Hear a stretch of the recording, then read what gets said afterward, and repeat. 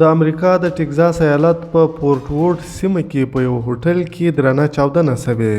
د سیمې پولیسو ویلي چې د دوشنبې د ورځې د ماښام د 6 بجو په ساعتونو کې د ټکزاس ایالت د پورټ وورډ په سیمه کې د ډون ټاون په هوټل کې چاودنه شوې چې له امله یې لږ تر لږه 21 تنه ټپیان شوي دي.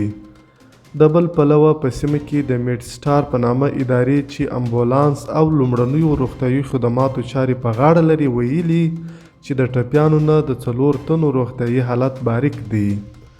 د بل پلوه د سیمې د اور وژنې ادارې لخوا په خپور شوي بیان کې راغلي چې د لومړنیو تحقیقاتو نه داسې ښکاري چې دا چاودنه دې د ګازو له امله رامنځته شوې وي، خو بیا هم د پیښې په ځای کې تحقیقات دوام لري.